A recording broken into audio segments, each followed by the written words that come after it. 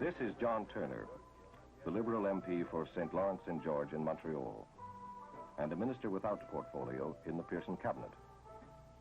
He is 37 years old, was a Rhodes Scholar, Olympics contender, has been admitted to the bar in London, as well as British Columbia and Quebec.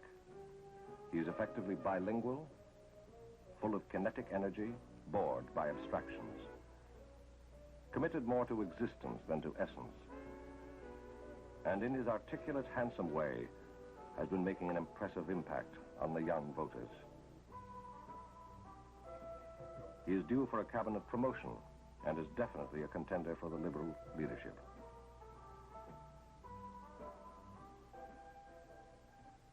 It's a question of pride. You want to be proud to be a Canadian. The way we can do it, we're not going to be as populous as all the countries. We're not going to be even as wealthy, although we're mighty privileged. But there's one thing we can do in terms of education and in terms of research and in terms of excellence. We can make this country, in terms of quality and in terms of excellence and in terms of our education, able to compete in the new specialties, electronics, space, communications, earth satellites, and just the human wealth of our everyday living. We can compete with the world. And I think that's what our generation has got to do.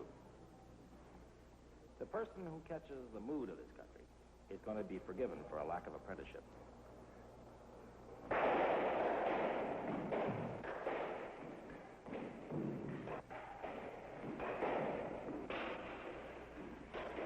I've considered myself to be a reformer. If I had been satisfied with the status quo, I would have stayed in trial law. I got into government because I thought we could move things along. I look at every problem pragmatically. If it has to be reformed, if the institution has to be broken up, if we have to have a new institution, I'm for it. Do you think that the government does have a role to play in the economy, for example? I think the government has a tremendous role to play, and if you're talking about labels, I think you can label people as to how far they think government should intervene. I think that when private enterprise doesn't come up with a solution, government in this country has to intervene. I think it has in the past. I think it will in the future. I believe in government intervention. It doesn't scare me. All right, boys, you think it's a wreath? It's a wreath, huh? Okay. So then we'll just undo it like that. And that opens Boy Scout Week, c'est l'ouverture de la Semaine des Scouts du Canada. There we are. It was a good knot, too. I have the honored young man to present a plaque to you, and I don't know what you're going to do with it. I understand it's going to be going to the museum and the archives of the association. It'd be a nice thing to take home, wouldn't it? That represents the centennial of Canada. That's the centennial badge. You know that, 1867, 1967. Now, I don't know what this motto, be prepared, comes from. What do you know? That's the scouting motto, yes. Good. And then, of course, are the years 1907, 1967, representing the Diamond Jubilee of Scouting. And this says, presented by me, on behalf of the Government of Canada, that's the people of Canada, commemorating the 60th anniversary of the Brown Sea Island Camp, where Lord Baden-Powell first started, you know, and the Boy Scout movement. So on behalf of the people of this country, I want to present to you on behalf of the Boy Scouts of Canada this plaque, and I think we should be both very proud. Thank you very much.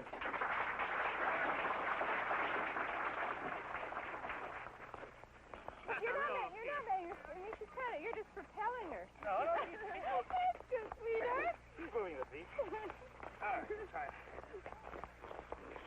That's it, sweetheart. She's getting all sort of loose limbs. Well, I think you'll only learn with one hand. Good. It's like being a hockey star. Tonight you scored a goal and you're a hero, and tomorrow you let a goal in and you're a bum. And that's politics.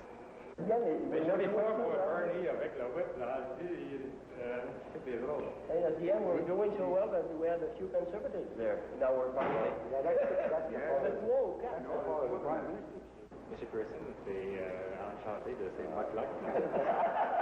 That was good. The most unfortunate thing to happen to anybody is to come in at the top in politics. The apprenticeship is absolutely vital.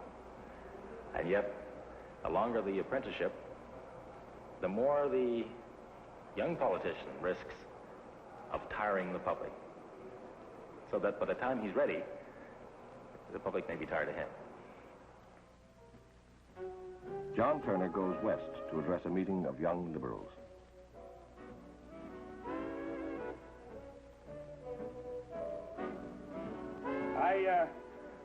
I'm delighted that this is a political convention. A constituent of mine met me on the way to the Queen Elizabeth Hotel, which is in the center of my riding. And she said, Mr. Turner, I'm extremely interested to meet you. I've heard so much about you. And I said, Madam, you can't prove a thing. I'm glad I'm a liberal. I don't have enough spare blood to be a conservative.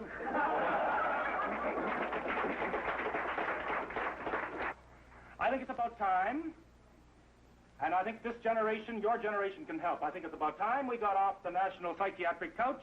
We got off that couch and we got back to the drawing board. I believe that government, through the elected representatives of the people, must impose policy on the permanent system of government, the bureaucracy, if you will, what I once called, to my chagrin, because I now have to deal with them, the civil servants, the Mandarin class. We must impose this policy on them, and we must use government, therefore, as a tool. Because if we do, then government will be able to focus, crystallize, and define our national goals. Steps must be taken, slowly and surely, to place under our own control our business and resources. I think we still, of course, have to invite capital and the foreign partnership of our future. But the Canadian people must have a central role in determining the direction of that investment and determining that it operates under our own economic vehicle. Now, I couldn't be invited to a young liberal meeting without saying something specifically about young liberals. And I don't often say it because I think that your role in the party is indistinguishable from ours, except that you have a generational advantage. I'm concerned, and I'll say this to you frankly, and I've said it privately to David Smith and to Jerry. I'm concerned that in my travels across Canada, that young liberals who are supposed to be in the vanguard of our social ideas and reform have failed somewhat in their role. I know you're bored with the old cliche that you're the conscience of the party, and I'm not going to give you that bit.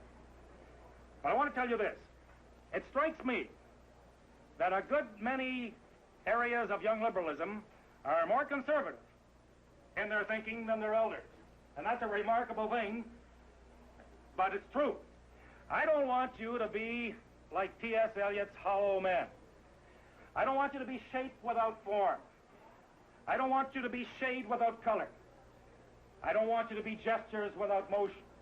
I don't want you to be here just because you're interested in the mechanics of power. Just because you can say that you know Gil Mogat by his first name. That's a privilege.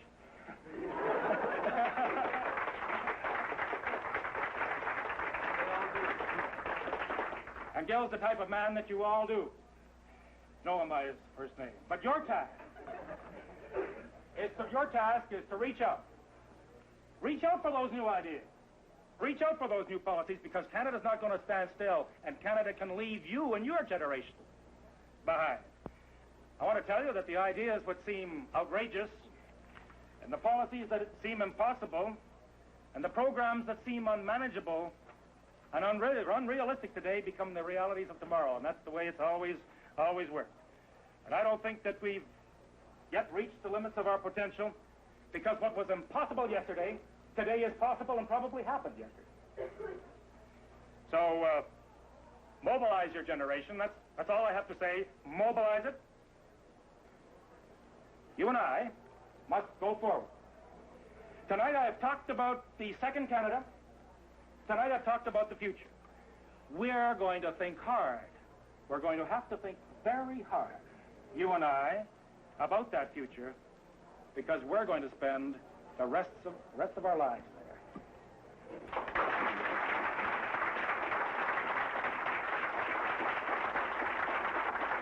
I think he's fantastic. He's full of enthusiasm, and I think he's really full of modern, youthful ideas.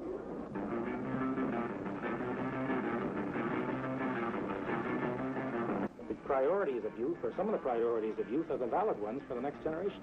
They believe that everybody should start from scratch, that when the gun goes off, everybody's on the same starting line, and they want society to be structured that way.